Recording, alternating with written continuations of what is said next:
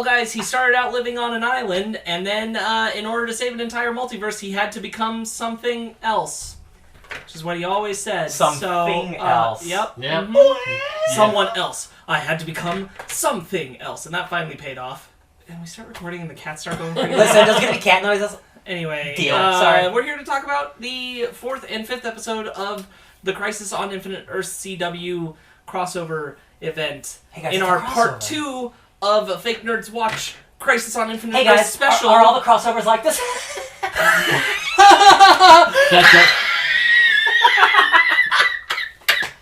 It's not a good joke. Are you seriously? Oh, I No, thought you were. that's the... I hate that joke. That joke was played 5 goddamn times and we hate it. Sorry, Wild Dog. Sparkz Witty. I'm here with Brandon T. McClure, Hello. who's joining us once more for this crisis discussion, and of course Ben Magnet. I'm wearing a red shirt because of red skies. I did not plan. I seriously did not plan this. This was the first shirt I grabbed out of my closet. Looking at your shirt, we 100% believe you. Spoiler, Mario's in this episode. And Comic King Ryan Eliopoulos. That's a new one. I'll take it. Thanks. That's me. What's up? Do I mean he's really funny or he reads a lot of comics? It could be. Oh, I was. Oh. You know what? I'll take both. Thank Yeah. you. You make me feel good. Thank you. Yeah. You make me feel so... No. No? Hold on. You'll get it. Oh, Hey guys, It makes me feel good on how did part 4 start? I just watched. They this. were in the Vanishing Point, Yes. Oh, and Barry's been gone for a couple of months, while Yes. Lex Luthor and Ryan Choi has a bad fake beard. Yep. Yeah. Woo, it's fake. And they're trying to... And Lex Luthor's still great, and they're making a thing that could be a teleporter, but they Yes. don't know. And then Barry shows up, like, I've only been gone for a couple seconds. Like, you've been gone for months. And he has like the bags under his eyes. He looks tired. Yeah. He's been running. He's been, a lot. like, running. He talked about going into the Speed Force as like hitting a mountain at Mach 5 or something. Yeah. I think apparently there is no Speed Force Grant now. Gustin is the only. Hold on, guys. Meow. I'm on cat watch. Sorry. All right, continue with Ryan Choi. I was gonna say, I think that Grant Gustin is probably delivering the best performance in this crossover overall. I think he is able to give it the best stuff, mostly because I think other actors who are capable aren't written to have the best moments. I thought Supergirl had a lot of good stuff to do as well. I think she did in parts 1 through 3. That's true. I'm not I did not that. feel like parts Okay. 4 and 5 had much for her. Yeah. I did not feel like parts 4 and 5 had much for most people. Oh, John Cryer. I'll give John Cryer a lot of credit. He did a great job with all the Lex Luthor stuff. Yeah, like every You time. gotta shoot him. Oh, I got the TV. It's okay. You gotta shoot her. You also hit the Not wrong cat. Astra, but Emma. She's gone. I can't see her. She's right behind her. She's in the blinds. There's gonna be a lot of cutting in this episode. Meow. Cat's cut. Because of cats. John Cryer also did a really good Yes, job he in this did. one. I also really liked how when Supergirl finds him in the forest after they get out of the Vanishing Point, and they're on that. Oh, wait, sorry. It starts with Maltus. Oh yeah, it does. It starts with the flashback. My memory's not good on this one, you It guys. starts with the flashback to the origin of the Monitor and the Anti-Monitor. Oh, with his experiments. Can I tell Yeah. you? I wish I cared. Yeah. Yeah. Yeah. I wish I cared. I told Ryan like the moment that it happened. I'm like, oh, he can have a personality. Yeah, because Yeah. he's like doing experiments with his wife and stuff. And like, Nothing- oh, he's a person. Yeah. Nothing made me angrier that later, like, they convince him, oh yeah, don't do this, it's gonna be bad. And he's like, yeah, you right. And then the Anti-Monitor's like, there's like multiple versions of him, and any one of them can do it, and It that didn't even made matter. me, and it's It's like, like, we seriously just told you about multiverse theory. Multiverse theory covers the infinite, This- so of course there's always going to be one of me. this was Dingus. stupid. Well, so that's okay. That's really weird to do that type of origin for the Monitor, because it's not. And I looked it up. I wanted to be very clear about this because, understandably, my knowledge from that far back in DC Comics is not as good as it is for the more modern stuff. And we just read the comic as well. Yeah, we did. That is Talked about it on Fake Nerd Podcast. That is. There is no origin of the Monitor. That is that. He Yeah. just shows up. He shows up meditating on Ola. He is either birthed out of nothing, at the same time the Anti-Monitor is, or there are multiple of him, which is what happened after Infinite Crisis and then towards Final Crisis, or as he is now, he is the son of Perpetua. That's modern comic stuff. Yeah, that is not that origin is new for this, and I don't think it works because it takes away the idea that the Monitor is special. And also, like, he just starts as a like technically like a human scientist. Yeah. And like he's Or supposed like, to be like they all gave- powerful. They gave him Krona's origin story. They did give him Krona's yeah. origin story. That's dumb. I'll say that just overall, as we got to parts 4 and 5, I realized I was waiting for them to have things that they just didn't have, which makes me overall say the crossover was lacking. So I'm going to be kind of harsher on 4 and 5 than I was on 1 and 3. But now knowing that those things weren't 4 and 5, I will say retroactively 1 and 3 could have been better episodes because they should have had some of these things. Yeah. I just thought that they would show up eventually. And a lot of that is good character moments. Mm-hmm. There are not enough. They're in the first half of this They crossover are. for sure. And honestly, but the thing is, they're given to a lot of our cameo appearances or crossover world appearances, which is cool and great. And all of those moments are the best things about the crossover. But our core main characters, and really, really specifically Barry and Oliver, are not given enough. Yeah. For me to be invested, for me to care. Yeah. And that sucks. You mentioned cameos. There's really only one cameo in these two episodes. It's a big one. And it's a big one. It's Ezra Miller Yeah. as the Flash. Yeah. It's In full armor and everything. And it's really cool. I'm Shocked? shocked. Yeah. And I had it spoiled for me the moment it happened on the East Coast. Same. It popped up online. Yeah, it popped up on And my because on everyone- my Instagram feed too. Because everyone was just freaking out about it, and rightfully so. Yeah. I got this close. Oh, it still happened? I got this Dang. close Okay. to not knowing. Yeah. Dude, like... Apparently, And, that's what they were here's the going thing. to- Here's the thing. I didn't know for sure. Mhm. I just was scrolling past something on YouTube, Mhm. and one video had an image that looked like two flashes Yeah. and said "crazy DCE." Is that the one I cameo. yelled at you to not look at? No, Okay. it wasn't that one. It was a different one Okay. where I barely saw it. I didn't really see it, but I made the connection in my brain without really looking at it. Oh, it's probably Ezra Miller then. Mm-hmm. And then it was Ezra I Miller. think this... Besides the fact that it's just cool that they have the movies, but like this crossover overall kind of unified DC as a whole. Yeah. In a really awesome way that says like everything does matter. Yeah, because it's what we've wanted forever. Because up to this point we were like, okay, so we can say that like all the TV shows and all that stuff, yeah, okay, those are connected, but never, and like all the movies that they're not going back to, Yeah. sure. Like Batman 89, but like they'll sure. never connect what's running now in the films with this, and they're like, no, we will. Yeah. And that is cool. That is a bold. It is the thing that like I think myself and others have been saying for a while. I know Patrick Willems has actually said this, that like the best way for Warner Bros. To compete with the MCU is to just say that all of their DC media properties are one multiverse and they can pull from anything at any time, and they can also create any story at any time. Yeah.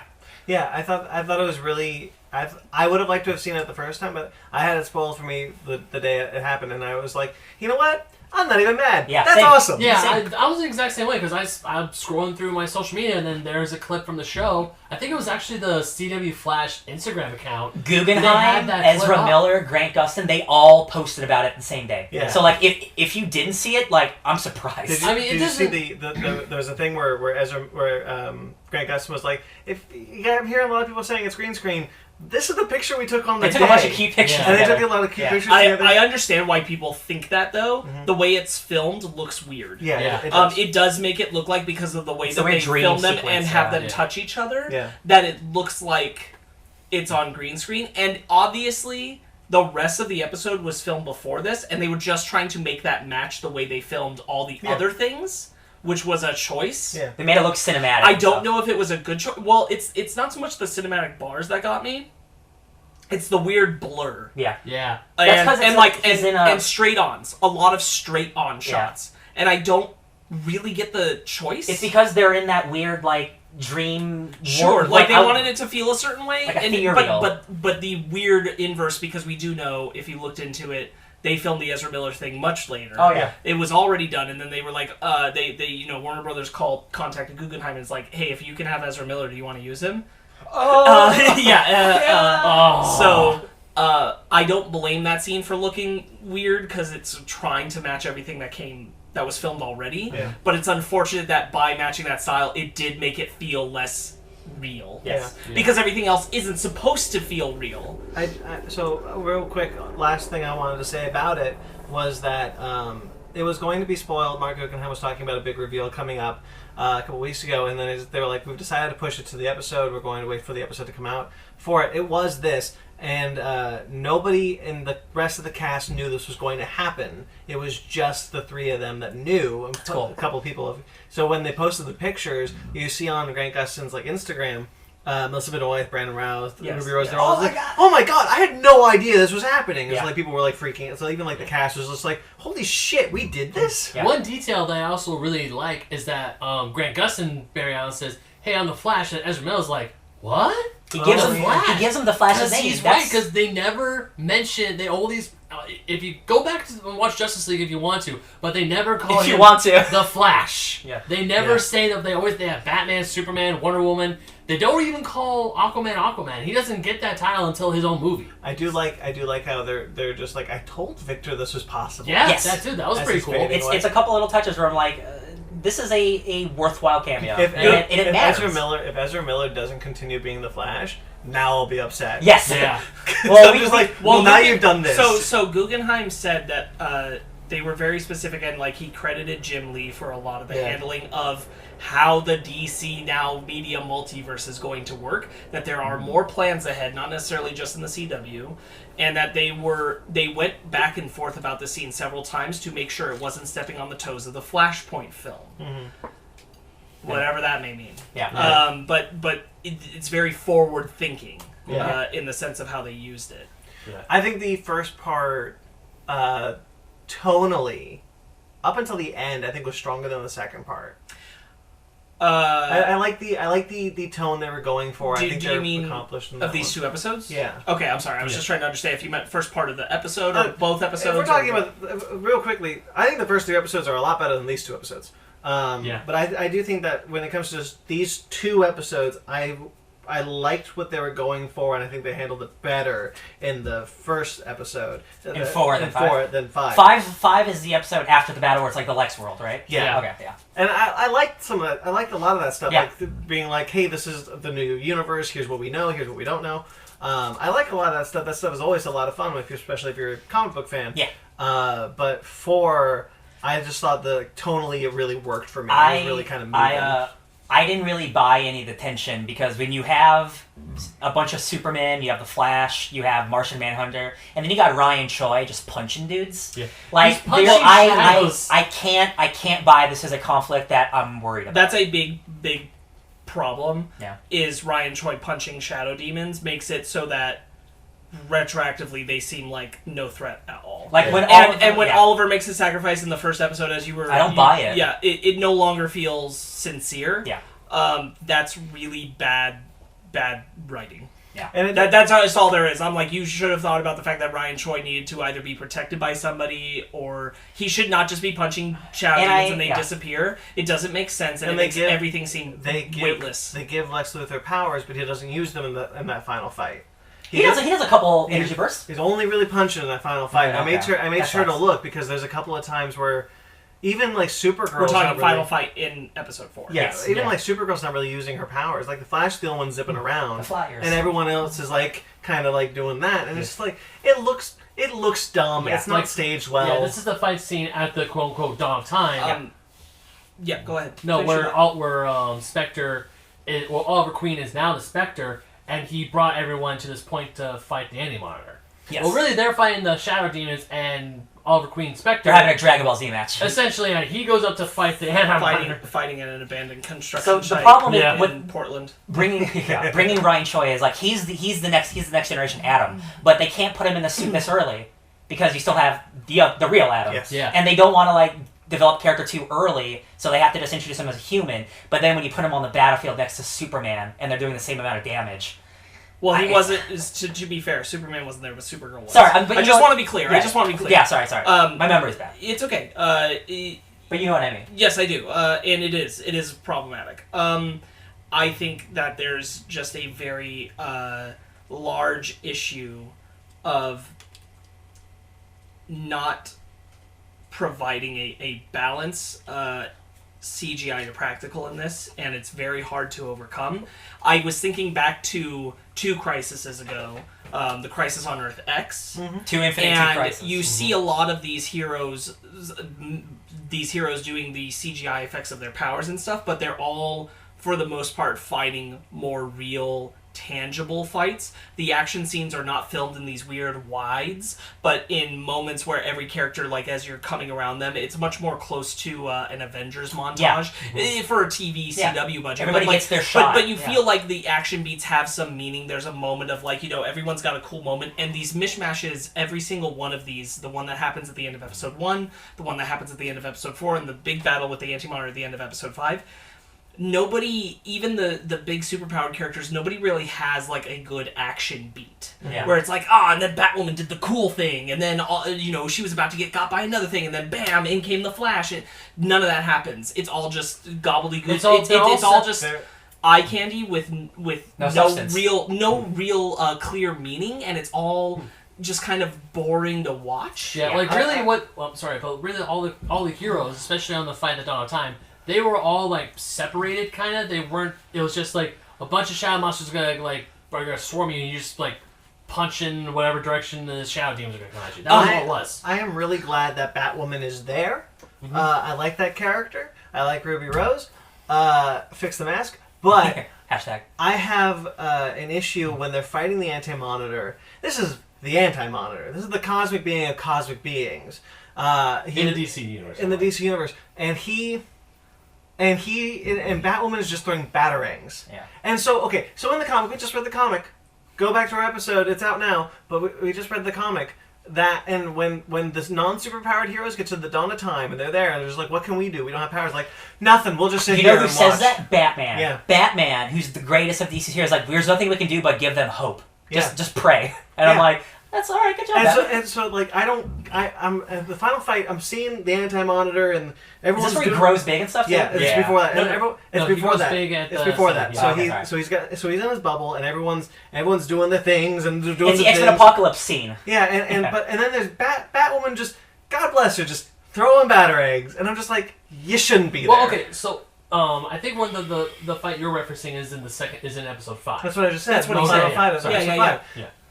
We're talking about just the bad fights. Okay. Honestly, like I would have given up all 3. I would have given up all 3 of the CGI fights. I would have lost nothing. They feel like they feel like the in between cinematic of a Mortal Kombat game of the not important background warriors fighting the army of Shao Kahn all coming to Earth and just killing a bunch of dudes, and you're watching it from far away, but it's all just there. It's all just blah, and there's no real choreography to it. There's nothing to it.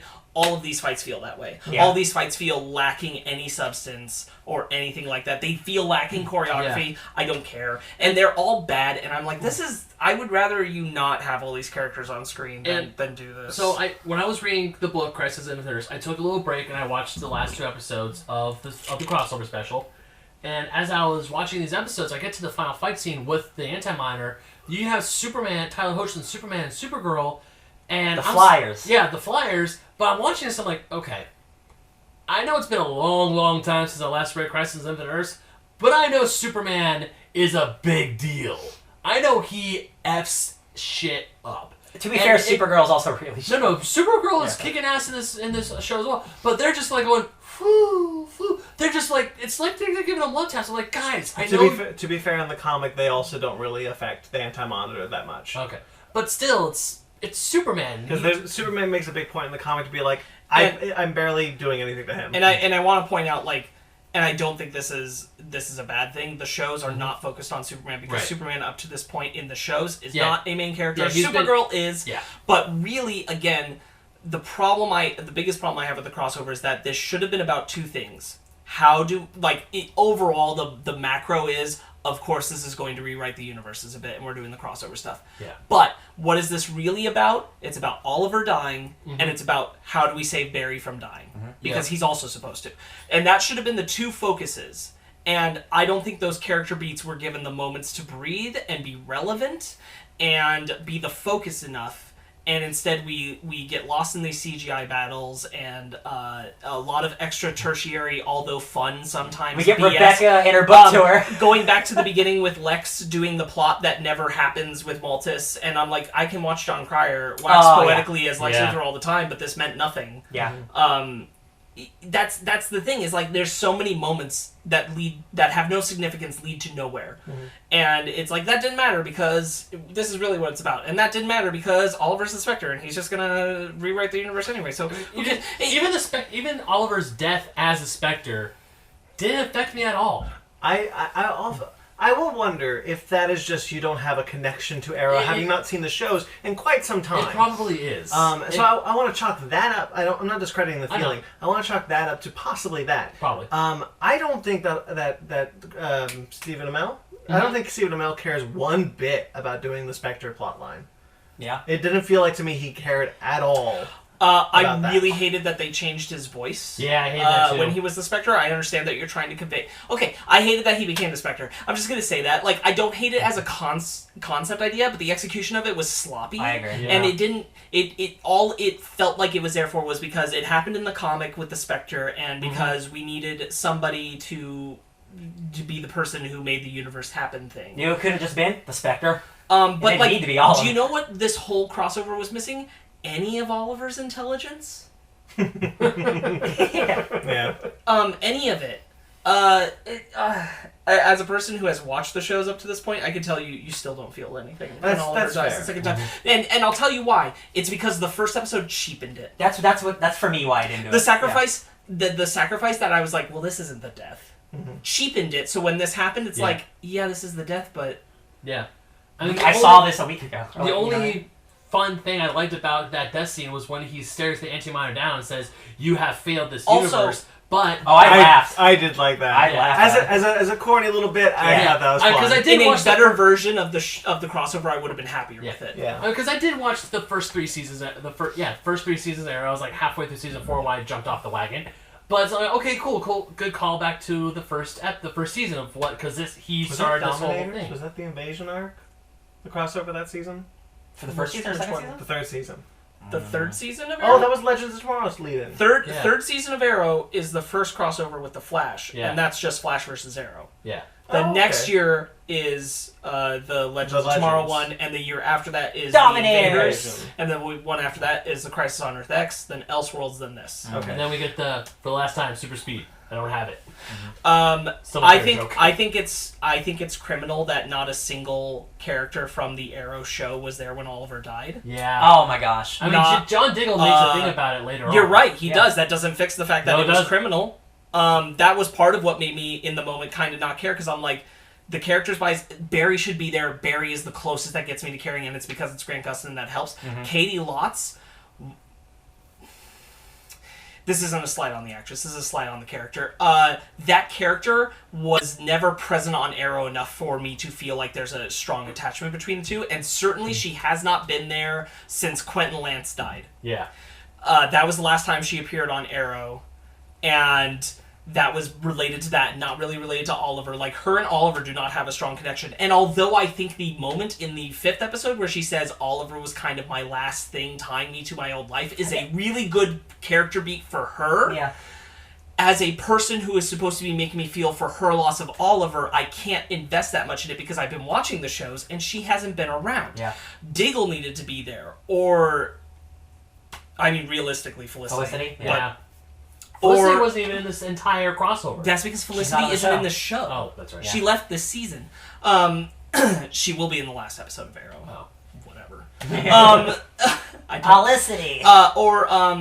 Or even a Laurel. Even the Laurel that is on the show now, who is from a different Earth Laurel, is closer to Oliver as far as a connective tissue than Sarah. Black Siren? Mm-hmm. I like that character. Yeah,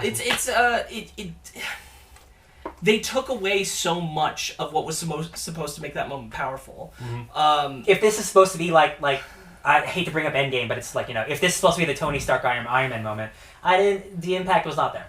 Yeah. No. This is the finality of the first superhero, DC's first CW superhero. It kind of went with a whimper to me. Yeah, I'll agree with that. I do not think this has the impact of Iron Man. I appreciated the chutzpah, to use Lex Luthor's term. He's apparently very Jewish in this incarnation of him, but I appreciated the idea of taking the Day of Vengeance comic book story written by Jeff Johns, where Hal Jordan becomes the Spectre, comes back from the dead and becomes the Spectre to atone for his sins as Parallax. I appreciated using that idea, but for Oliver. I appreciated the attempt. I just don't think that. I really just don't think Stephen Amell cared at all about doing it. I think it's. I agree with you, but I also don't think it's written well at any point. Yeah. I think isn't it like he loses a bit of his humanity, becoming like this cosmic being in a way. So like he's supposed, but also doesn't help. He's not because Jim Corrigan is still also the Spectre. Yeah. Because the Spectre dies. The Spectre doesn't die at the end of this crossover. Oliver Queen does. Yeah. So Jim Corrigan's still bouncing around as the Spectre. Oliver Queen still bouncing around as the Spectre? But that is unclear, yeah. Where's the giant hand? Didn't he die to like rebirth the universe and the infinitude? Yeah, I mean... Also, he was already dead, and then died. Yeah. Double death. I liked when he was in the flashback and he was like, I remember everything. It's like, can you like turn up the camera a bit? Just a bit, buddy, just a bit. When he touches Barry's head... Oh. And there's no effect on it or anything. I'm like, is he joking?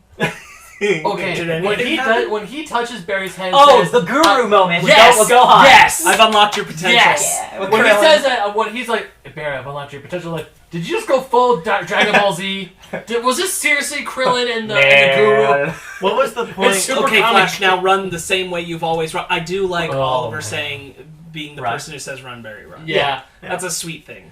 Yeah. There are a lot of tiny moments, but there are, but just that but that's it. His whole destiny, the whole like, you gotta take care of my family, I'm dying, is like, doesn't make. I know I'm back behind, but doesn't make me care. But that's it right there. Is that this crossover did not hold itself on the foundation of really what it should have held to, which is Barry and Oliver.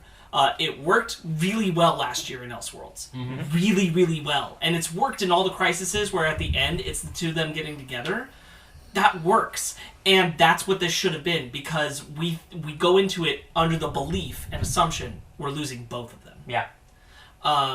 And obviously, like, to some level, we knew we weren't losing Flash. But that's not the point. The story they're telling, that's how the characters are going in. We're going to lose both. Yeah. And that should have been filled with moments based around those two characters. Based around that connection. And this crossover just, like, got so focused in, like, all the other big stuff, they lost entirely the character heart of what it was supposed to be. And the CGI stuff should have been traded out for having a character like Psycho Pirate. And having Lila still be around as Harbinger. And having Pariah actually matter. Yeah. And it bumps me out because...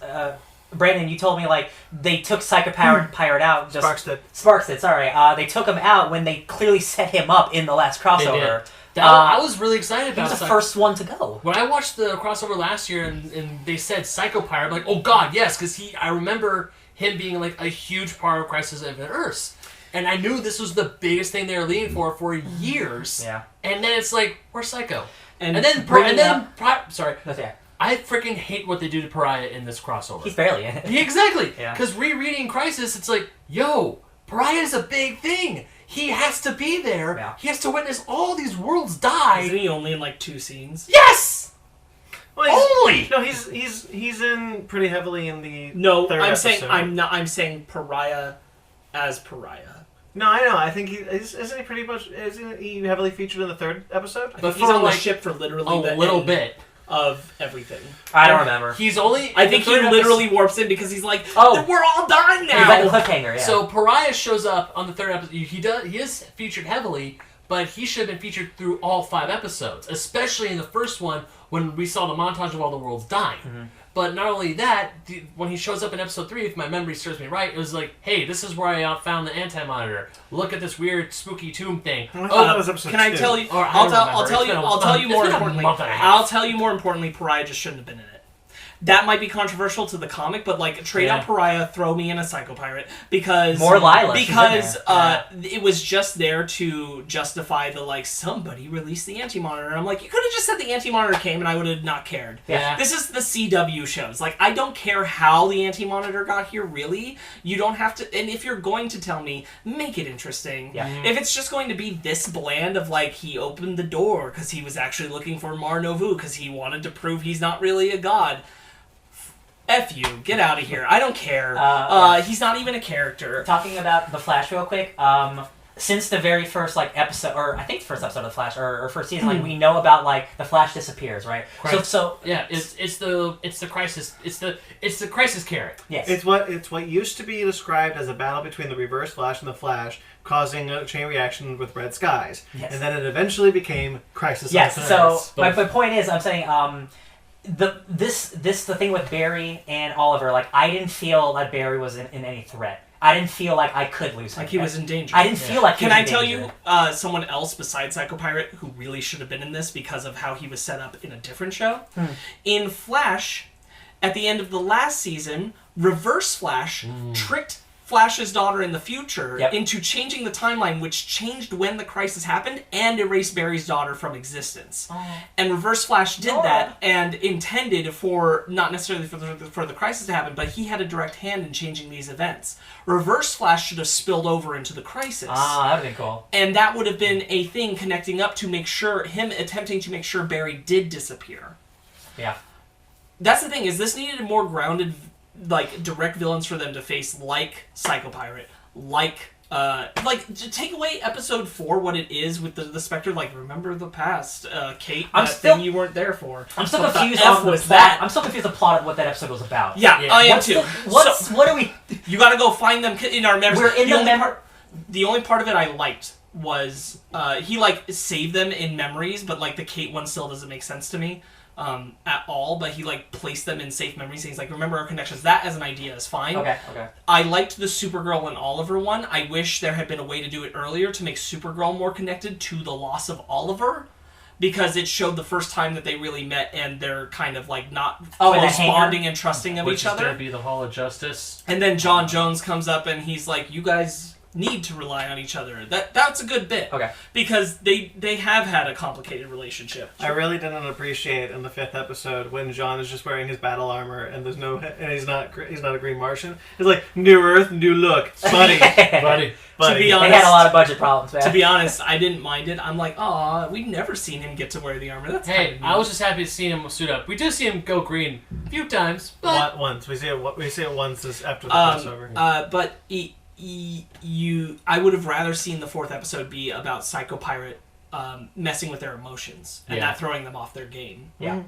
As a bastion from the Anti-Monitor to try to keep them at bay, and the Spectre trying to push them through it, pull them through Psycho Pirate's emotional turmoil. Instead of we'll go through my memories for reasons. Reading Crisis on Infinite Earths to coincide with this show, I thought the comic had a lot of really powerful, emotional, resonant moments, and I didn't really feel that. I don't think at all. Like really, like oh man, that really sucks, or like I didn't. It's just, and they have so much to mine from. I'm surprised. Yeah, it's really sad to like kind of take it all the way back and be like the very first episode of The Flash, we're established with a newspaper about the Flash disappearing in the crisis. We're here. Yeah. This was it. Yeah. And I'm kind of like, yeah. Okay. I mean, there's a lot of cool stuff. Brandon, we got Rise of Skywalker. That's why I did this. That's why I did this. I don't think we're that bad. No, I know. I'm kidding. I do think that I really admire the ambition of doing something like Crisis on Infinite Earths on TV. It's been spoken about being nigh impossible unless you had a massive movie budget. And to get the guy who wrote it to write some of it is cool. Yeah. Marv Wolfman. So 100%. His cameo's rad. It is super. His dialogue really is really pointed out in that 4th episode. He's a writer of the 80s and the 70s, you can tell. But it is really cool that they were like that we have the go ahead from DC to do Crisis on Infinite Earths. Let's go as far as we can on a television budget, you know what? On that level, that's to be commended. Oh, at least for the CW, yes. Yeah. No, all the crossovers were great, but the second we knew that Crisis on Infinite Earths was gonna happen, I was flabbergasted in a good way because they're like, hey, we sown the seeds, we planted the ideas, we knew what we this is what we wanted to do, and we're gonna do it to the best of our ability. Of course, their ambition to trying to do pretty much adapt a celebrated comic book from the 1980s and turn it into what they can for the show. They did. Honestly, they did the best they could, and I commend them for it. I don't think it's the best thing. That's why I said they should be commended for the attempt. Yes. I don't think they did the best they could. Because I think other crossovers have been much better. I think the grand scope of it is really well all achieved cameo for the stuff CW is cool. show. Oh, yeah. All the multiverse ideas and how they bring that about. Although I really wish that they didn't fight in just like some back port in the city in the 5th episode. It just feels really lame. Yeah. And I'm like, come on, guys, we could put them on a green screen, put them on a platform in space. I don't care. This looks silly. I also just want to say, like, that's why I said again. That's why I didn't say they did the best they could, because you could have had more multiversal characters be main characters for the story. Brandon Routh Superman didn't come back, and that pissed me off. Yeah, Same. me too. We saw him for 5 seconds. What do you mean? I don't care. That doesn't count. I wanted Brandon Routh Superman to come back. Yeah. That's what I was hoping. I was championing for that. Only because like the things we get in exchange don't feel as good. Yeah. I agree with everything you guys are saying about it, but I'm also like, this is supposed to be the goodbye to a character that set up this universe 8 years ago, and they don't stick that landing. Honestly, the way he dies kind of makes me feel like, oh, don't worry, he's going to come back in 3 more seasons, but this is it. Arrow's done, baby. Yeah, exactly. Arrow was done. That's the death of Oliver Queen. The president's speech at the end, I liked. The opening of episode 5 where they're figuring out they're all on one Earth, really good. Yeah. I really like that. There is good stuff. I do like when, especially Kara, she goes to DL, it's like a LexCorp subsidiary, and Well, she's like, oh no. Well, I really like when Flash, is Weather Witch a character from the? Yes. Okay. Yeah. When Weather Witch, She's Weather Wizard's daughter. Okay, cool. When she's just like, he's old enough to have a daughter. Yeah. That old? Yeah. He could be in his 40s. That actor is up to 40. He's in Star Wars Resistance. Oh. He's a General Pyre. Oh. I like him. Anyway, so I really like when Flash shows up and he's like, "Sorry, she's one of mine." And he's like, "What's she doing on my Earth?" No, you're on what do you my mean? Earth. We were watching it at the exact moment. I'm like, I figured that out because I was watching Flash, and I'm like, that's a Flash villain because we'd only seen Supergirl up to that point. And I'm like, oh shit! Like the second she says, "I'm Weather Witch," I'm like, is that a flashback guy? Yes. And then of course he shows up, I'm like, oh, I know what's going on. And Yes, they finally merged the two. Then Marv Wolfman is like, I knew the moment they announced this was what they were going to do. I didn't. Earth 38 was going to be merged. What I did not know was going to happen was that Black Lightning was going to get merged on too. I didn't know that And either. that's bonkers. Yeah. And I can't wait, and I can't imagine, and I really hope it doesn't ruin the quality of that show because I still hold that Black Lightning's the best of them all. With Supergirl a close second, but Black Lightning's the best. I hope that show doesn't lose its quality, but I cannot wait to see what that show is like now. Because In a world where, like, they can talk to other heroes about how he can help his daughters to learn how to control their powers, I'm like, this is... Yeah.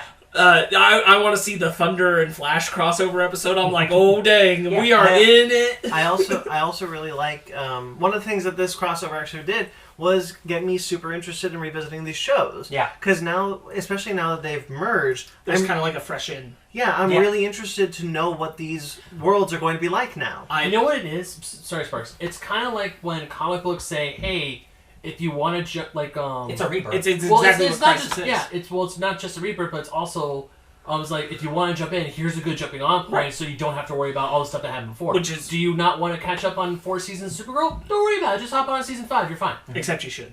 Yeah. I mean, knowing me, I would prefer to go back. But what I do appreciate is that it's got me intrigued for how different this Earth Prime is from what it was. I'm really curious to know what those changes are. Because we've seen one of them. We know Sarah Diggle's daughter, Sarah, is back. Yeah, that's saved cool. from the Flashpoint. Yeah, that's awesome. Flashpoint, Yeah. It's gonna be like all comics. Like people are just hopping back and forth between comics. Like it would be cool. It's like Flash is in this week, then like in 2 weeks later, this person just shows up. If there isn't a Flash Black Lightning crossover within the next year, I'm gonna lose it because like there has to be. Their connection is so good. Yeah. Those actors are killer. I really liked. I want Black Lightning to meet Barry's dad. Oh. Oh my god. So I want to talk about. what I want to propose to do this. Let's talk about the Hall of Justice moment at the end. Yeah. Can we? Yeah. So the Hall of Justice moment at the end, I really liked revisiting that warehouse from Invasion. Which is the Hall of Justice.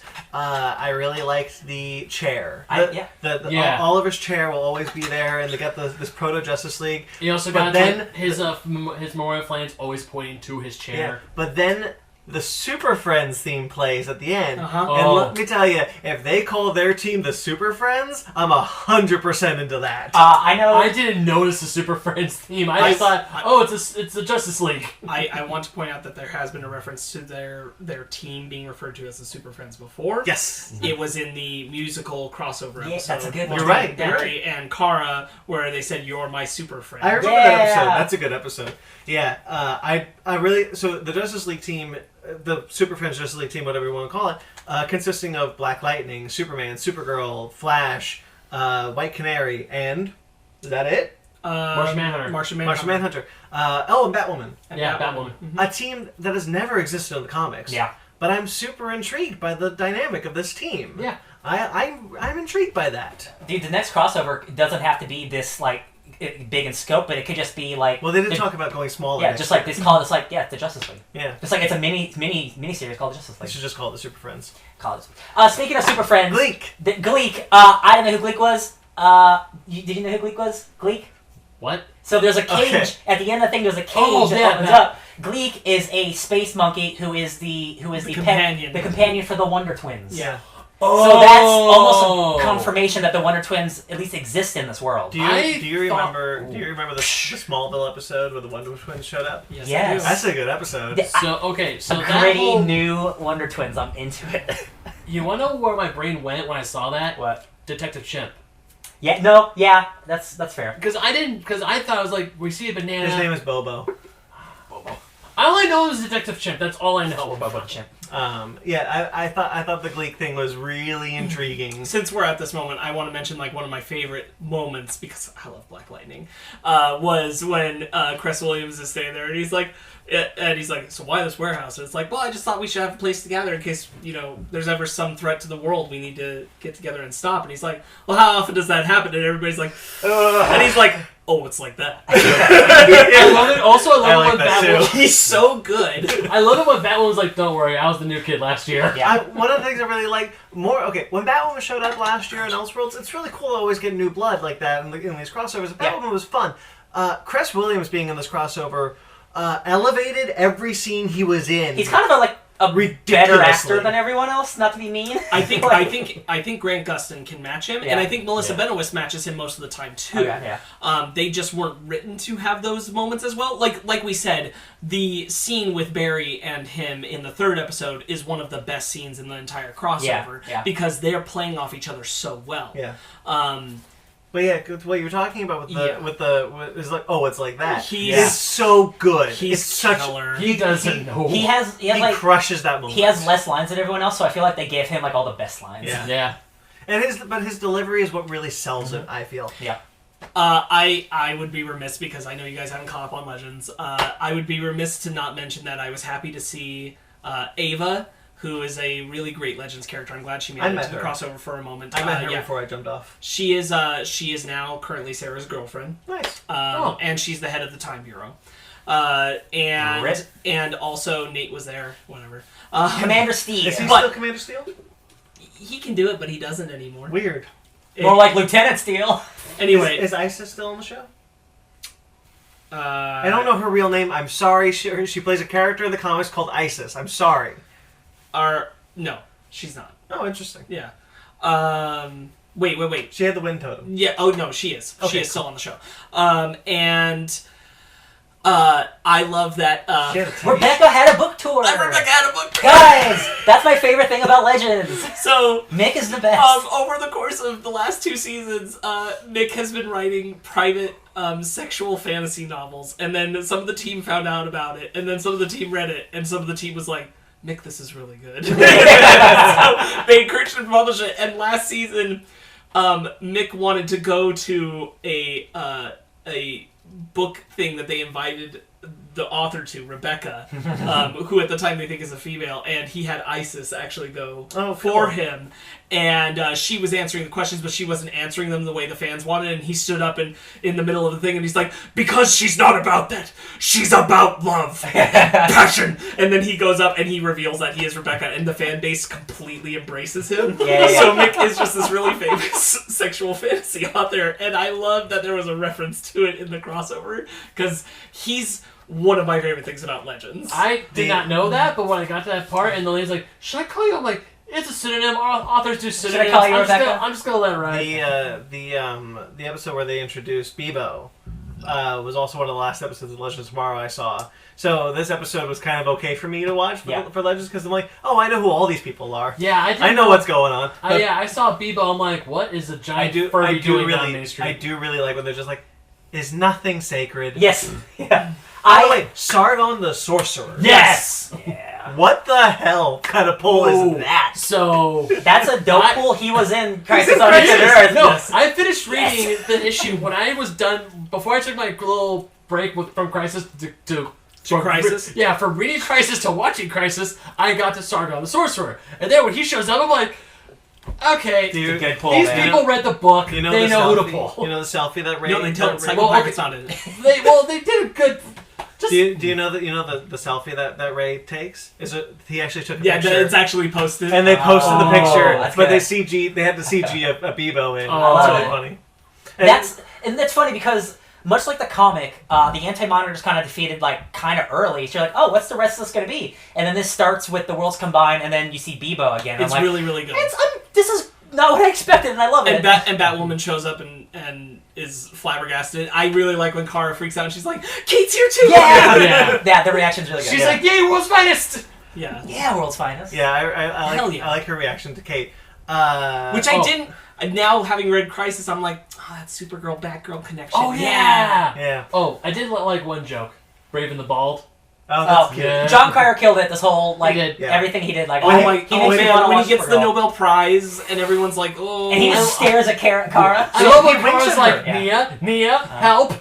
I do have one problem with the way that they have rewritten the world into one, and I'll see how it plays out on Supergirl, but at my first blush, I'm a little upset, is it looks like they've brushed over the Lena Luthor and Kara relationship that was happening in Supergirl, because she found out and she was upset and she felt betrayed, and they were working through it kind of thing, and now we're back to, oh yeah, she's Supergirl's biggest supporter, because this is established when Alex is talking to Kara in the crossover episode. I did see a clip of the first minute of the next episode of Supergirl, and Lena still remembers post-Crisis World.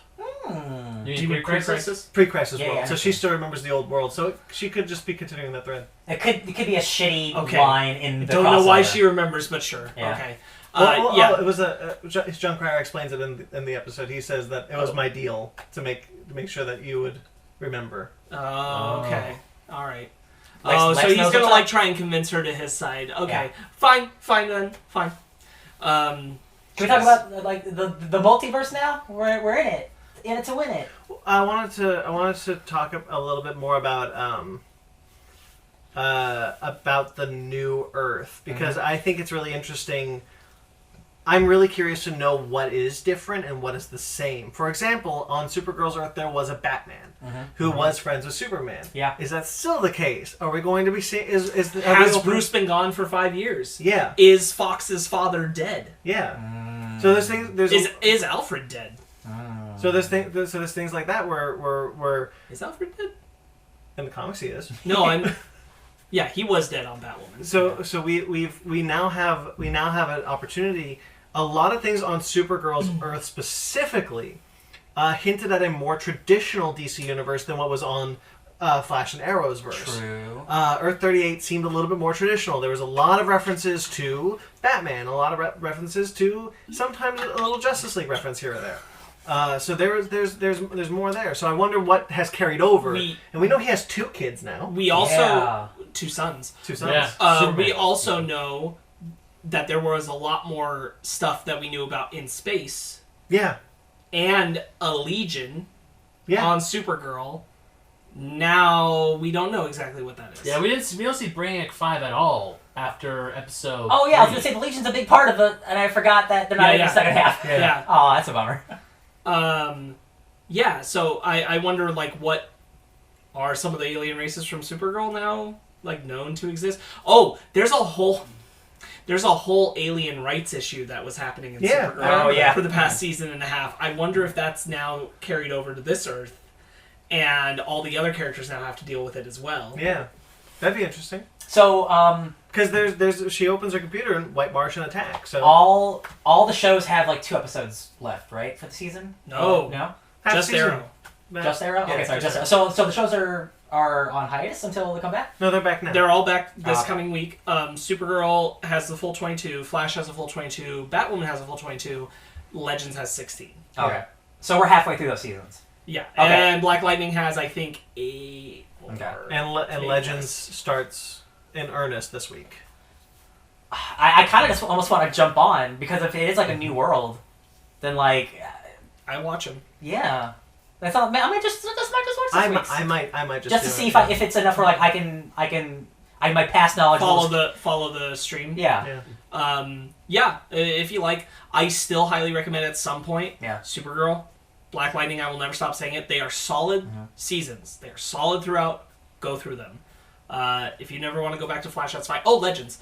Go back to the last 2 seasons of Legends. You have to watch Biff from Back to the Future play Nate's father on Legends last season. That's good casting. Yeah. I see her. Cat, My cat is face planted. It's really funny. Cats are silly. Now Sorry. we can let's talk about the new multiverse. Yeah. So we see Earth Prime, which is our primary Earth. And I love that it's the CW show. It's not like Ezra Miller's back and we're Prime. No, it's the shows, baby. Yeah, so the shows are Earth Prime. Earth 2, the new Earth 2 is the Stargirl TV series. Yep. Earth 19 is Swamp Thing, right? Yeah. Earth 12 is the Green Lantern movie, question mark? Green Or Lantern HBO something. series. Yeah. But it's clips from the movie. Yeah. Earth 9 is like Titans, right? Yeah. And Earth 21 is Doom Patrol. Doom Patrol. And, And Earth Earth 96 is back, and that is Brandon Routh's Earth. And I assume, so no Earth's number changed, except for Earth 2 now Stargirl. Yeah. And that's it. Everything else is still what it was before, because Earth 9 was always Titans. Yeah. It still is. Mhm. So I assume that all the other Earths are the same. We know Smallville's still out there. I assume that all the others are still out there. Well, see, now that's my question, and one I'd really like to talk to Marc Guggenheim about, if we ever get him back on the show, is Smallville, we don't see its final fate, so it's very easy to just assume that it is back. No, he literally said it. Did it? Guggenheim literally said Don't Smallville is back exactly as it was. Totally fine. No, I didn't hear that. Okay, but the other thing is, like, what happened to the characters from the CW shows from Parallel Worlds, such as Jesse Quick or The Ray? No, that's a good question. Like, what happened to those guys? Are they all gone? I wonder. I bet they're exactly where they were before this crossover. But Jesse Quick was on Jesse Earth Quick 2. was on Earth 2. So she's dead. She's Or, dead. but Earth 2 was gone before. But is there a way that perhaps her Earth got merged? Could she be on? Is Earth Harrison one? Wells, the original Harrison Wells, not dead? Yeah, that's a good question. Oh man, that's a. Or is Nash Wells the only Harrison Wells in the multiverse now? Oh no. I hope not. No, we need And then 12,000. This is possibly worse Wells. And then you look at All's like well that ends well. Jesse Quick, Jay Garrick, The Ray.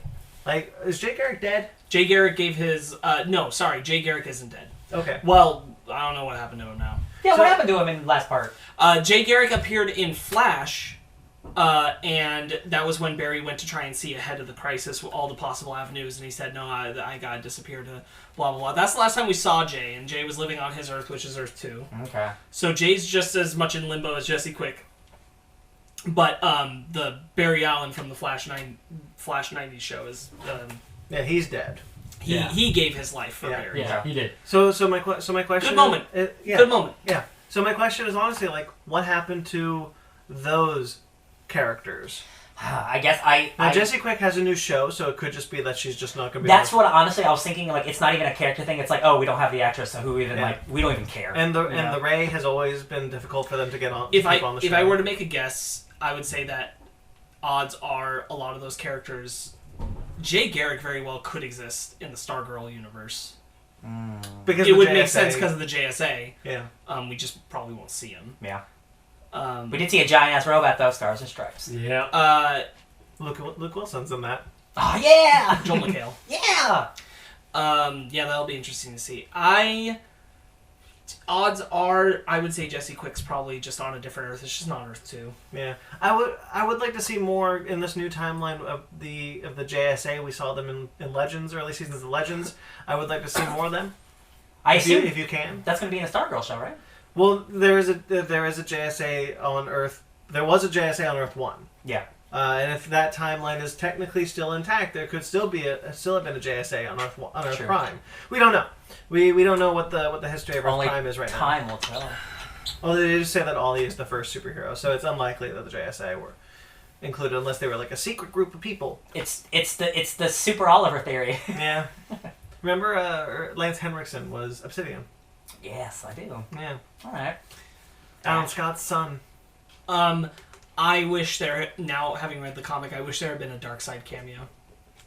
Man. Or like not, I didn't need to see him necessarily, but like a reference of Darkseid. No, Smoke. but a reference of Apocalypse and like it just avoiding the antimatter bull. And that could be like a tease for like years. Yeah. Years in the future. Yeah. Just be like, Dark, we're like, oh, this is bullshit. And That would be everyone's cool. like, was that Darkseid? Like It's maybe like Darkseid's in the shadow. You see someone as Desaad be like, my little Darkseid, You see like antimatter. Raz. And then Darkseid's like, leave it Desaad. I really yeah, you like, literally would just need to see the fist. Yeah, That'd be enough. Or, like or the just, fist or behind just his like, back. or like him in the shadows and his eyes just glow red. That's all you need. Rocky yeah, Man. just his silhouette with the eyes. Rocky Man. Now that we have Superman going to be a show, I'm really glad that Superman will probably start taking a more front seat in the Arrowverse and on Earth Prime. I'm excited for that prospect because I want to know how many villains Warner Brothers will let them use. Yeah. I really desperately need to know this because right now John Cryer's not even sure if he's coming back as Lex Luthor Aw, on the Superman show. that'd be a bummer. So That is. Oh, sure. I'm sure he's only contracted right now up for the rest of this season. probably, yeah. So He seems to be having a really good time. Yeah, Like, I'm sure he would. He would begged them to mind. be on the crossover. He was Yeah. like, so I heard you're doing Crisis. Can I be on that one, please? Yeah. I think swear he's I'll having be a great. good time. I think as long as I think it'll kind of be like an open door policy. It really depends on how much John Cryer wants to keep being bald. Yeah. How much money is he getting? I would love to see that Superman It's and CW, Lois. so. Not a lot. I would love to see But those he's got CBS residuals forever. Sorry. I would love to see that Superman show, the Superman and Lois show, have a lot of DC villains like Darkseid or like Mongol. I wonder. It's called Superman and Lois, right? This naming alone makes me think it's gonna be not as like big Superman cosmic as maybe we want. It feels like a little more personal because they have Lois in the title, so I feel like she's not gonna be going to Apocalypse with him and stuff. No, but You know you what I can mean? still have Superman Adventures Yeah. and have Lois on Earth taking care of the kids, or Yeah. because it's them. The idea behind the show, as we've heard, is it's them tackling their superhero and reporter lives while they are also trying to be parents. Mm-hmm. And so you can have any character you want because this Superman's already established. He's already fought a lot of these villains that we know about. Yeah. So it doesn't have to be like, this is my first time seeing Darkseid. No, it's like, oh, Darkseid's back. That's a Gotta good take point, care yeah. of him.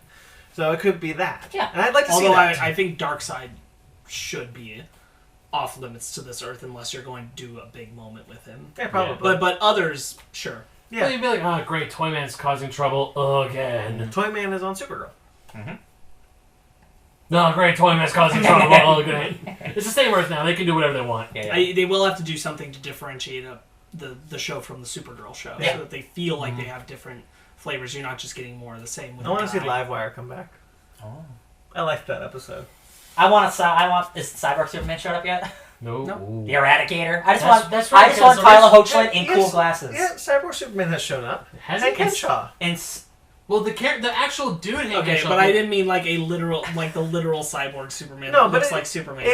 that's Cyborg Superman. Like, well, the Yes. character Hank he Henshaw... even says, "I'm Cyborg No, Superman." I know. I'm just thinking of the He's got a Reign. really stupid thing on his face. I'm thinking of the Reign of Superman. I don't know. I know. They could still use the Eradicator. Conceptually, it's not the same thing. I understand. But it is Cyborg Give Superman. me young Superman in a cool leather outfit. Now that we are at the end of it, I will say I am stunned Linda Carter didn't get an appearance. Yeah. Especially because she was on Supergirl. Yeah. I I know. thought she was the president of Supergirl. She was. She was. Yeah, She because was- when I saw that president, When I'm she like, was outed as an I- alien, she had to sit Do down. we know if that president lady is anybody famous from anything? I have no idea. Okay, I want to look it up because I feel like that should have Is been that- like a cameo. Is that moment. right? When she was outed as an alien, she had to stand down Yeah, as yeah, president? yeah, you're correct. Yeah, because she's an alien Oh. in Supergirl. It turns out she's an alien, so she's been fined for alien rights, and everybody finds out and they freak out about it. oh. My president's an alien? Oh no! Yeah. Oh, that must have been fun. So that was a bummer. Yeah. I was also surprised that Chris the Flockhart? because I was also surprised that neither Superman from Lois and Clark, Oh, Dean Cain. Dean Cain, didn't get any kind of moment because he's been around before, Yeah. and neither did The Supergirl Kara's from the mom. Supergirl series? Yeah. Oh, Erica Durance. No, Kara's adoptive mom, who's Oh, the Supergirl. oh, From okay. the Supergirl movie. Yeah, Gotcha. Oh. Nope. That's Who's fine. also- because she's frequently on the show. Yeah, who's also Laura Zor-El on Yes. Smallville. Yes. Yeah. Yeah. I was a little surprised Oh, about that, Me too. but it's I fine. was thinking of Annette O'Toole from Smallville, who played Martha. Oh, she could have been the president. She should have been the president. That would have been cool. That would have been cool. I think of Annette O'Toole, right? That's Yeah, Yeah, that's yeah, what yeah. I would assume. Uh-huh. Is that Peter O'Toole's wife? Daughter, I would assume. Daughter? I don't know. I just wanted to talk. Peter O'Toole's I dead and still old. stand by like that. We talked about Both? a lot about He's talked- dead and old. we talked about a lot of really cool stuff there, and that's all awesome. I still remain kind of in disbelief how bad, poorly handled the Spectre stuff was. Yeah. For Oliver, there's a point early on where the Monitor, sucky character by the way, where the Monitor Hate the says, prosthetics. this is not the fate I foresaw for Oliver Queen. And it's like, things are playing out differently, says Pariah. And then it cuts to, like, we jump ahead, and then he becomes the Spectre, and the Monitor's not even there because he got killed already, and he doesn't even see it. And I'm like, this doesn't make, like, why? He just, the Monitor, what did the Monitor plan? None of the Monitor's plan makes sense. Mm-hmm. Nothing the Monitor ever did, when you look back at it, the moments where he interfered, especially if you were watching the shows this season, and he decided to, like, I'm going to bring back John Jones' brother. Well, okay, that one kind of played out. But, but the one where he's like, Oliver, go do this task. Oliver, go do this task. I'm going to build mistrust amongst us so that you'll always wonder if I'm really on the up and up. Why? Oh, until the last moment. Why? Why? Why? You know The what? Monitor's plan makes no sense. You know what would have been really cool? If it was revealed that the Monitor was actually the Anti-Monitor in disguise. It would What a have at least twist! felt like it was something. Yeah. But the Monitor is so vague and unexplained in this show that And it's a shame because and why? And I'm like, I would rather he like planned and manipulated into Yeah. Oliver becoming the Spectre, because at least that would have felt like his whole plan had purpose, yeah.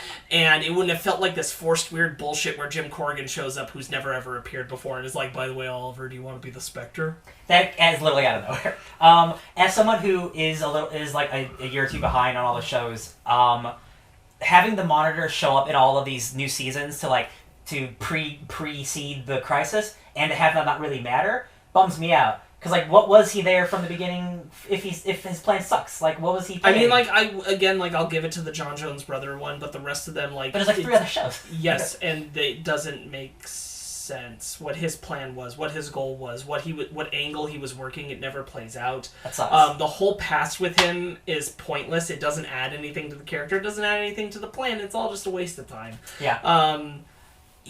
They just bent around the Monitor in this idea of like, he can do it because he's the Monitor and he doesn't have to explain. And I'm like, he kind of has to. He kind of has to. What's It would have been cool if he had died at the end of episode 3 and Oliver becomes the Spectre, and then Lila had come back as the Harbinger, and she's like, this was his plan. Now you're the Spectre. You can stop the entity monitor. like the comic he had books. to do this. He had to do this and make you do this and all these things that happen so that you could get here to this moment, Oliver. And it'd be like, cool, that feels better. And they would have rather paid than off like something. rather than like black and white montage clips of Oliver fighting and Jim Corrigan being like, hey man, like every punch you've ever thrown, it led you to here. This Purgatory Island that looks like Leanne Yu because we can't afford another set, and now you're the Spectre. Dude, your idea of using Lila and Harbinger to be like, yeah, like Oliver, everything he did was to get you to this moment is so much more powerful and resonant than like because Jim Lila Corrigan has been there since the first season, and Jim Corrigan is like not even a character. We just got introduced to him for a minute. Yeah, that's kind of a bummer. How did you guys feel about John Jones going around to all of his friends and I feel like it's a little messed up. doing the, hey, remember the old birth? It's like, remember how effed up life is? Yeah, I feel like it's like just make sure that all the main characters remember, but the rest of the world doesn't. It's like, hey, let me touch your face. Now you remember everything. Have fun. There was a lot of it. I was like, man, there's a lot of finger head. Yeah, let me touch your face. Well, when they get to the Arrow Cave and they're just like John Jones was already here and we're crying because of our friend. Oh my god. And it's like, okay. Yeah, that was rough too. Like, I commend the actors for trying to sell the moment, but the fact that we're just walking into the post them being told Oliver's dead, I'm like, Black Canary. F this. John Deagle. Yeah. Okay, the actor who played John Deagle was robbed. Yeah. Robbed in this And series. he's really good. Like he's crying. He's crying so hard. And he was robbed of all his catharsis. Yeah. F that, man. Yeah. F that hard. Yeah. And yeah, like Black Canary is there, and she's just like, "Oh, I'm so sad." I'm just like, all she's done is just cry in this crossover. It's sad. Like she didn't do anything. Yeah, wow. Guggenheim, at least in part 4, it feels like. Yeah. In part 5, like I said, she has a really sweet moment with Barry, where she's saying like, Oliver was kind of my last tie to this life. You were talking about Black Canary. I'm talking about Dinah. I'm talking about Dinah. You're talking about Dinah. No, Yeah, no, you're I'm right. talking about Black my Sire. gosh. No. Yeah. Yeah, Black Canary. You're correct.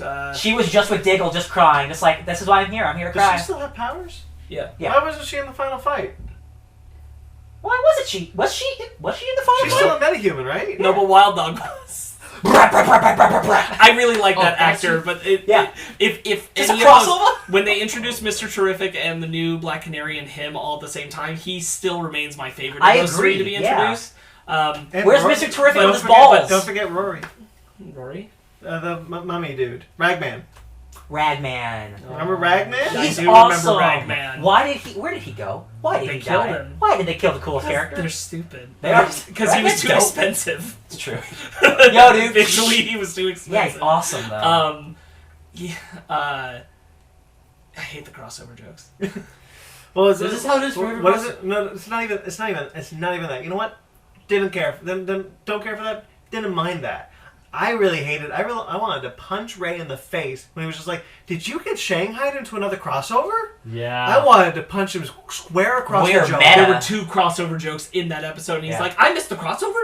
Then there were 3 crossover jokes within 5 minutes of each Is other. it the Legends episode that It's is like, across? yeah. So I won't give it a pass, but the Legends is like the funnier show. So but it still sucks. Yeah, but They still, it's like, kidnapped you into another crossover. it's like literally, we get it. You're doing a crossover. Stop with the meta commentary. We know. This is Deadpool, y'all. Once was fine. I didn't mind it in the early days. Yeah, because they were the It was early ki- days. They it were was so kinda, new. It was kind of cute how they were just like, at least they're self-aware Yeah, enough. granted, they were Now new. I'm They were fun. Now I'm just like, you went too far. It's like, we get it. Yeah. It happens every year now. I'm also like, they have this line where Sarah says, "I promised my team they wouldn't get roped into another crossover," and I'm like, less about that line right now, but more about implying that the characters don't want to be part of these team ups. I'm like, the actors must hate this because I'm sure, like, if I was an actor on Legends, I'd be pissed if I was one of the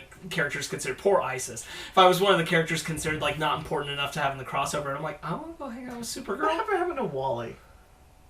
I'll read the comic. Oh yeah, he is in the comic. I did read the comic. He disappears. I think. The comic guys. Can we talk about the comic? Real quick? He made a movie called Love, Simon. That's a good movie. Yeah. Are you talking about the new one? The new comic, the 100 page Crisis on Infinite Earths Giant, has the Ray and Wally West and Felicity. Do they look like all their characters from the show? No. Felicity does. They try their best. Okay. But Pariah doesn't even look like Pariah. It's so weird. Oh. But there is an antimatter version of Pariah Oh. that I thought that they were doing something kind of interesting with. What's the name? I don't remember. I can look it up. It's over there, but whatever. but he throws Anti-Pariah. he throws an antimatter beam at Flash, and Wally jumps in front of it and disappears. Oh, just like that? Just like that. So Wally's gone. Did they kill Wally in a comic? The From the show? Comic's not over yet. There's one more issue. They haven't used Wally West in like a year and a half. Wasn't he on Legends? A year and a half ago. What was the excuse that? Where did he go? Did he go off with Jesse? After he and Jesse broke up, he went with the Legends for a while to kind of like find himself a bit, and then he was like, I feel better. I'm gonna go be my own person. And then like we get a line here or there on the Flash when the dad is around, and he's like, I just heard from Wally. He's really happy about blah blah blah, or whatever. All right, whatever. Whatever Pariah's antimatter universe name, it's not on Wikipedia. That's a shame. I'll look it up later. Man, yeah, there were some like really heavy, obvious blind spots about characters and character beats that in this crossovers that drive me up a wall. It didn't feel as focused as it really should have been. Because like it's supposed to be, especially the last two episodes that feel very focused. Like again, you're supposed to focus on like either like Barry's gonna die or this is Oliver's story. But there's so many characters. It's like we just want to have some fun. But even then, they narrow. By the time we get to the 5th episode, they narrow down the characters so much. And look, it's fine that they decided to do that. But Ryan Choi shouldn't be there. That dude's a cool character. And he's really smart. And it's cool that they're adding another smart guy, like new Adam, new generation character to the show. But like, he's just punching shadow demons. I'm like, this is stupid, y'all. And I accept a lot. I never knew that beard's awful. I didn't know that Ryan Choi was going to be in the crossover. Neither did I. It's awesome. When I saw him show up, I was like, that's why they're firing Brandon Routh. They got someone younger and hotter. That's 100% why they're firing Brandon Routh. And all the more reason why I wish that his Superman had come back. Yeah. Like for one more, because like I've seen a lot of articles go around of people saying like they finally did like his Superman justice, and I'm like, they almost did. Yeah. Mm-hmm. And then they kind of wasted him in the end. Yeah, and didn't do enough with him. Like, didn't give him that moment that he deserved. In hindsight, so I still really like the moment where Lex Luthor changes when Superman changes into Lex Luthor. I agree. I like that moment. Yeah. In hindsight, I wish that moment didn't exist because I like that moment while still hoping for more to come from him. Yeah. But now he never got that. See, this is what I mean where I'm saying like, yeah, now I retroactively hate some things in episodes 1 through 3. Going back to Ryan Choi, this actually, because if what's Ray Palmer? What's this? Brandon Routh. Brain fart. If he is leaving the show, this could have been a passing of the torch for him becoming the new Adam. And like, hey, he talks about working with miniature stuff. Mm-hmm. He could have had a scene with them. I think Ryan Choi is going to appear on Legends. No, yeah. Like a few times. And I think he will eventually become. Mm-hmm. But I'm saying like, he should not have been in this. I agree. Like, if you're going to introduce him, do something with him. Don't make him a human being fighting demons. And it kind of sucks that after when they're filming the crossover, Brandon Routh knew he had to leave the show, and he's been very vocal about it not being his choice. Yeah. Every single time someone's like, "I'm sorry you're leaving Legends," and he's like, "It's not too. my choice. I'm not doing this." Sucks. Having him be with Ryan Choi often. They did the same thing to John Barrowman. Oh. Yeah. Having that happen is really dumb. He did not know he was dead until they didn't ask him back the next season. Oof. He thought he might have survived that landmine. Yeah. I did too. We didn't see a body. He got Kingsman Golden Circle. That was so stupid. Mm-hmm. Yeah. Wow, that was such a dumb death. They do some really dumb things on these shows sometimes. Yeah. Really bad writing. Like really blatantly, F that character writing. I don't understand. F Harbinger, I guess. When you're doing... Even Lila shows up at the only once at the end of the episodes. I got so excited when I realized that Lila was Harbinger, and then I read the comic and I'm like, this is some awesome thought that they put in before they thought about doing this. Like, we have this character of Lila, we can actually use her for the purpose she has in the comics, and then they don't. Yeah. They do, and isn't she in the previous seasons doing stuff with the Monitor and stuff? In Arrow up to this point. That sucks that she's not. That she's even less in this because they build her up. Yep. I'm almost glad I didn't. The whole thing is like it's actually a really good turn to the thing. Is like 2 episodes before the crisis happens. She tries to get Black Siren to do something for her that's really for the Monitor, and she's like, in order to do it, you're gonna have to betray Oliver a little bit. And she's like, oh yeah, cool. I mean, I'm kind of a bad guy, so that's cool. And so she goes to meet her, and she's like, yeah, psych. And she brings John and Oliver with her, That's and awesome. They find out that Lila's been lying to them, and John's like, what the hell? And I was like, this is a dope ass moment. And she's like, yeah, I don't want to be a villain anymore, is what Black Siren's doing. And it's like, holy shit. I'm into it. And it doesn't pay off great in Yeah. the crossover. That those beats with Lila, it doesn't come to the fruition that I want it to. Yeah. I just wonder, and again, I think the attempt to do Crisis on Infinite Earths is commendable. I wonder if perhaps you shouldn't have done Crisis on Infinite Earths. I just think if you're gonna do this event, like maybe go bigger. Don't just do 5 episodes, because like this is, or the opposite. Now that we know Black Lightning was part of it and going to be, his last episode before the crisis could have been the one where his Earth disappears, and his Black Lightning episode could have been another episode to add to the crossover. Yeah. To collect all this. Yeah. And I don't. Yes.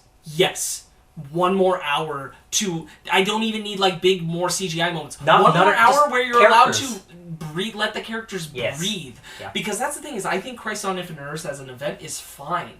I think that if you just. Oh, I wish they had done this is the other thing. I wish they had done the complete darkness from the comics and turns into a bunch of Shadow Demons. That at least would have made that feel like, okay, I get it. There's too many. Yeah. And that would have been dope. And easy to do. Anyway, sorry. I think Crisis on Infinite Earths as an event can work fine. It's just be focused on things you set us up knowing we're going into it for. Barry disappearing, Oliver dying. Yep. Pay those things up first. Make sure that those things are the strongest things in the scripts for this crossover, and then work outwards from there for what you can add, what you can build on, what you can multiverse. But those things needed to stick. And I think Barry's is okay, but not the Jay Garrick and Black Lightning powering it thing is all really good. I wish that the Barry stuff had been played into more. He'd been allowed more character moments up to that point. Oliver is a mess of a death, and it sucks, because that was the big thing. Both of them. Both deaths. Yeah. Yeah, I agree with that. Yeah. But I don't think that the event was misguided. I just think that the execution of it was poor. I don't think it was misguided. I just think if you decided to do something so multiversally cosmic, and you go so far that you lose the character moments, then you should have done something more character driven and less cosmically driven. To me, it feels like okay, we have Crisis on Infinite Earths. We know that we want to merge all of our worlds into one world. All right, cool. That's the idea. How do we get there? And I'm like, no, that's not. Don't start there. Don't start there. And it's like, oh, by the way, this is also when we're going to get rid of Stephen Amell. Yeah. Because he's done. Yeah. So let's kill him in this. It should have been character focused and not like world focused. I agree. But have the world add to what that character story is. Yeah. And again, I understand that scheduling is a pain in the ass when it comes to something like this with all those cameos. Having more characters, and I said this in the first 3 episodes, having more characters from the multiverse be part of the show would have been really cool and would have really delivered on the promise of doing Crisis on Infinite Earths. I really thought the Huntress cameo was going to be more than it was, to be honest with you. Oh, from the 5 seconds? Prey. Yeah. I did, because I'm like, that's an actress who definitely hasn't gotten to do something like that in a long time. Like, pay them some service. Yeah, I agree. I was talking to Ryan, and I'm like, they talk about how difficult scheduling the crossovers are all the time, and I'm like, if you're going to go this kind of heavy, not Elseworlds. I think Elseworlds was a fairly confined, easy to handle event. Mm-hmm.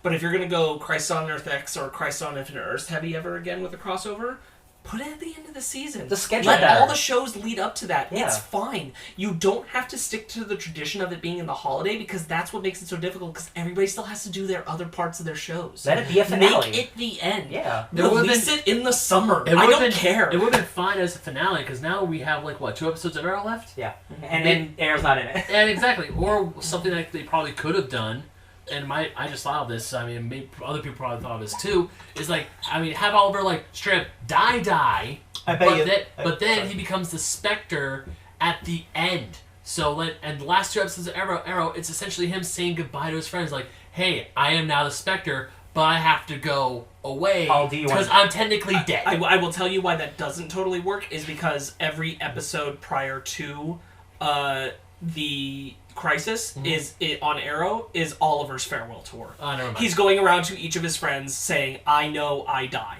in the Never crisis mind. because the monitor told me goodbye."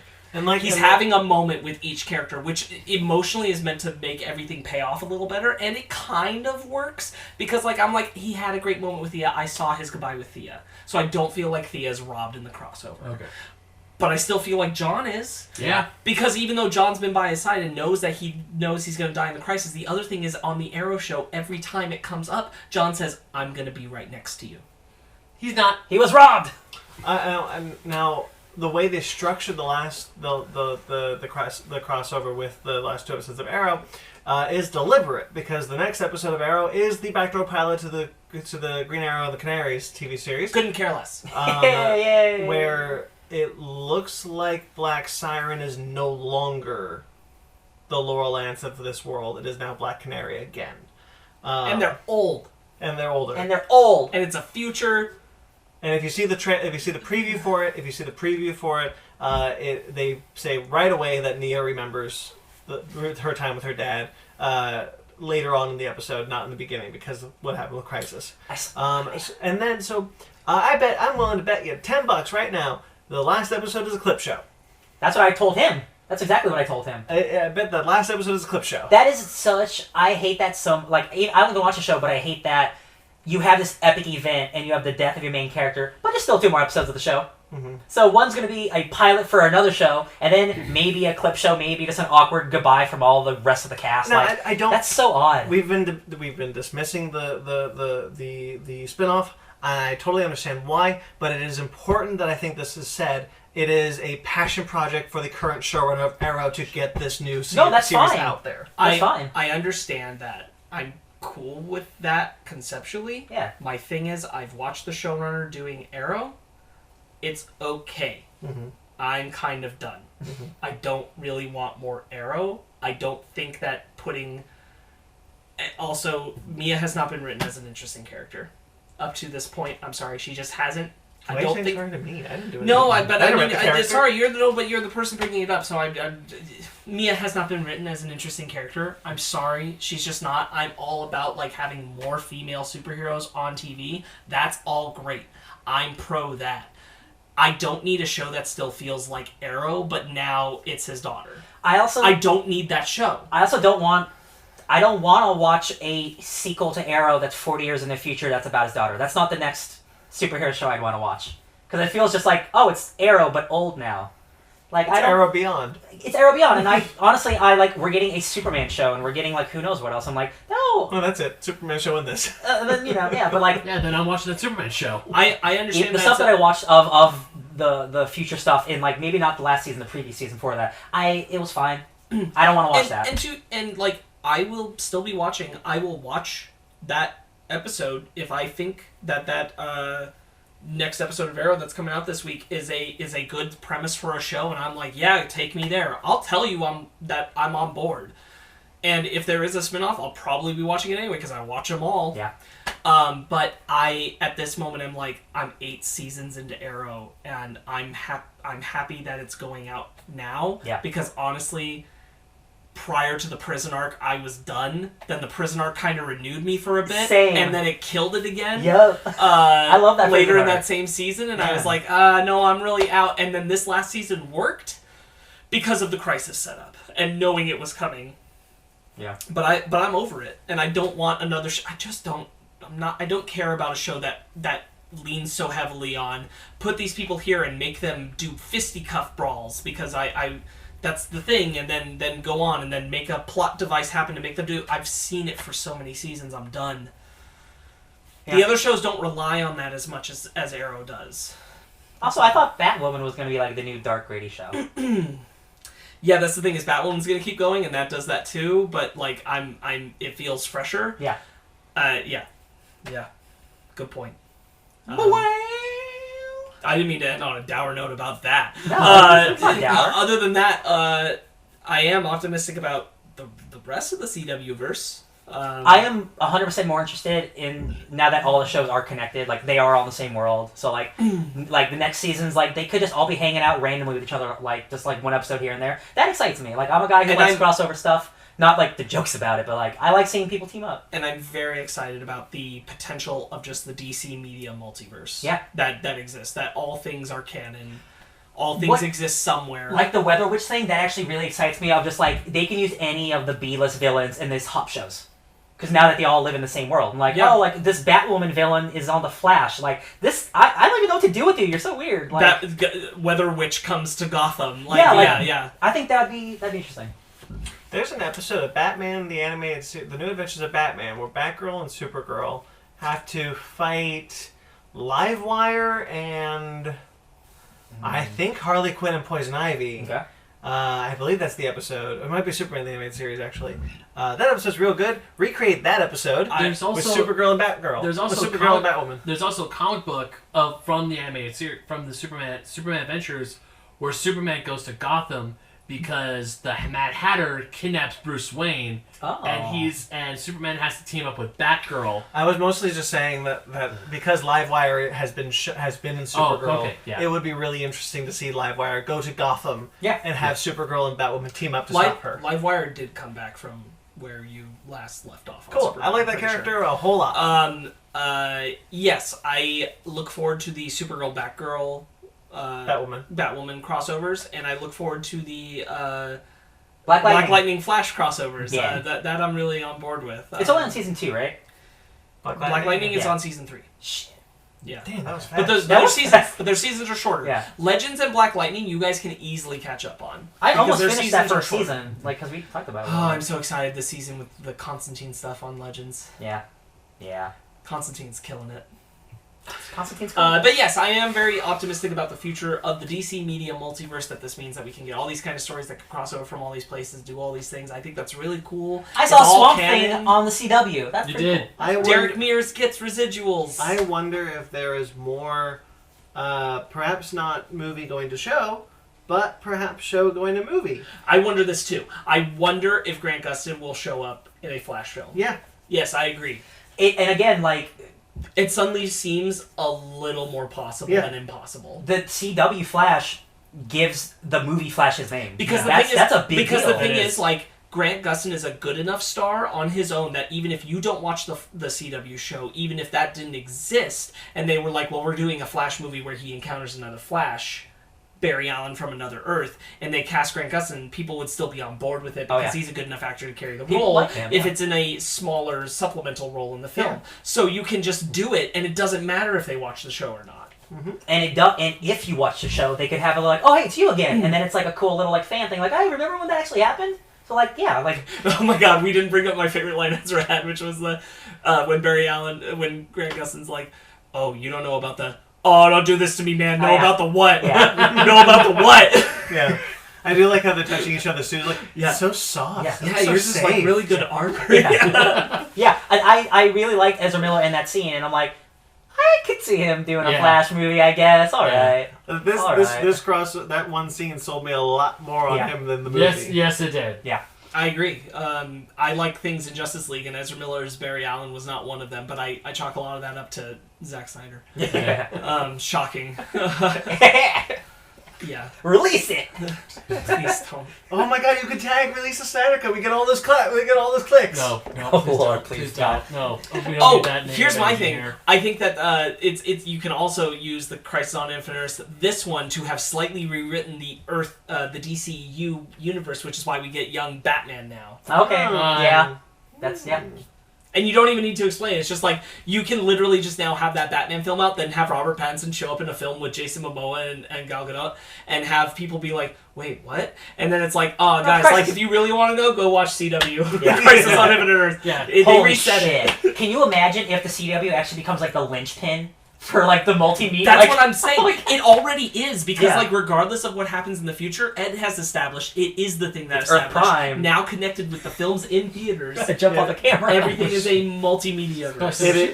It is Earth Prime.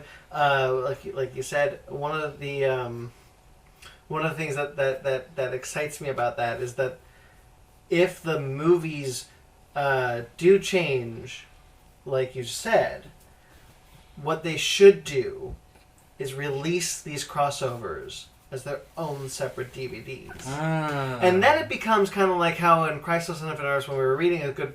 If you read comic books, if there's a reference to another comic book, and it'll have an editor's note saying, read this issue. Hey, read Flash 15. You can have a similar thing. Obviously not, we're watching a movie in the theater, and be like, see this. But you could have it be like, hey, this happened here, and then you just have, hey, if you don't want to watch all these seasons, boom. Yeah. Crisis on Infinite Earths Blu-ray. I agree. The director's like, hey, go watch Crisis. I think that Crisis on Infinite Earths should be released as its own Blu-ray collection. Yeah. Do they not normally? No. That's a dumb thing. To be fair, none of them have been this long. They've all been 4 or less episodes. I know this is 1 episode more, but it doesn't make for a hard sell. The only one that was 4 episodes was Earth X, which was Barry and Iris's wedding one. And that one I could have seen a Blu-ray for, but like Elseworlds last year was only 3 episodes. I can see why they didn't release a Blu-ray of it. I'm just shocked that they're not trying to capitalize on as much. I think they could release Crisis on Earth X and they could release Crisis on Infinite Earths. I think they could release them in a combo, and that would probably be fine. Even better, I would do Crisis on Infinite Earths, Elseworlds, Crisis on Earth X, because Elseworlds is pretty much pre-Crisis. Yeah. Because that's where we meet the Monitor. That's where Barry makes the deal. True. All of that, Oliver makes the deal. All that stuff. All behind the scenes Just put stuff, all those on one right now. That's a great Blu-ray set to release. Yeah, I'd buy it. Yeah. I'd buy that for $1. I'm done. I think I'm good. I'm all crisised out. I'm good. It's 2:30 in the morning. Do we wanna Is it really? review? Yeah. Do we review these things? Wow. No. I don't know. Do we rate them? Yeah, that's what I meant. Not usually, no. No? I don't know. I give it a crisis out of crisis. There you go. I give it an Ezra Miller and a Barry Allen show. There you go. No, that cannot be understated. That is very, very cool. That is something that Guggenheim, that Warner Brothers sought them out to want to do. That is very, very cool. It is cool. Yeah. So we'll move on. I'm going to leave you with one last thought. What if Michael Rosenbaum had been Alex Luthor? All right, we're done. God damn it, Spiller! I want him in a bad curly red hair wig, like Carnage. I know. All right. It's 2:30 in the morning. I gotta go to sleep. Director's cut. That's my keep Ben awake all night thought. I hate you. So, let's wrap it up here. This has been our last part of the Crisis thing for Fake Nerds Watch. If you would like to hear us talk about the comic that was released this week as part of Fake Nerd Podcast, where we discuss the comic in detail, not issue by issue like we did for Doomsday Clock, you can check that out too. That's 4 hours long. That's really great. It'll be here on YouTube as well. We posted that. I commented that episode was 4 hours long after I finished. I was close to finishing it, and I was like, "Oh God, we did it! We did it! We did it!" We're doing other Basement Arcade stuff is coming out. We got more Sonic Mania, some other stuff on the way. Fake Nerds Watch, we're taking a break. Other than we are still going to push Dark Crystal out for you. So he said it. I'm doing a Star Trek Picard Fake Nerds Watch. And Brandon is doing Star Trek Picard with Michael Carls. That is our next Fake Nerds Watch. Neither Ben, Ryan, or I will be part of that, but Brandon and Michael Carls of Downright Nerdy will be talking through the Picard series episode by episode, and that will be right here on our YouTube channel. So please be checking that out. Check it out. You got the least interesting person in this whole group. That's not true. No, that's totally not true. You do have the most knowledgeable Star Trek person, and that's what you want with the Picard TV show. Yeah. Damn right. So, which is why I'm not on it, because I know nothing. Also, which is why I'm not on it, because I don't know jack shit. So we got 2 days to do it. No, I don't. Damn. All right, we'll call it there. Brandon, one word. No. We are all members of the Fake Nerd Podcast. You can check us out wherever you listen to podcasts and rate, review, subscribe, all that good stuff. We are also here on YouTube, obviously. All kinds of content, tons of backlog stuff. Please check it all out. We talk about Mandalorian. We talk about Watchmen. We talk about stuff. Things. That's about it. I think that'll do it. Brandon, where can they find you? BT McClure on Instagram and Twitter. Ben? Hi, Ben. I had to do the It's a Right joke. The Anti-Monitor is still on the hill. The Anti-Monitor is actually on a hill in this episode. Oh shit, he is! We did it, guys. That's my phone's He did it for us. He did it for us. Mark, I know you listen. Thanks, man. God, if he actually did. No, of course not. he didn't. But if he did, Thanks, Mark. there's a chance. Thanks, But Kings. you can find me on Ben, there is no chance. He keeps adoring, actually, I'm your biggest fan. You can find me on the internet at BenMagnet27, mostly on Instagram, but you can also find me on Twitter every once in a while. Ryan Leopolis, and I'm at DJ Tony Snark everywhere. Just type it in, big bug. And I'm Sparkz Witty. You can find me teleporting into other people's rooms to talk about how I don't know why I'm here and what's the Flash. What? Sparkz Witty on Instagram and Twitter, SPARKZ Witty. All right, that'll do it. Until next time, guys. That's to the anti-monitor. Stay fake nerds. Alright, Anti-Monitor.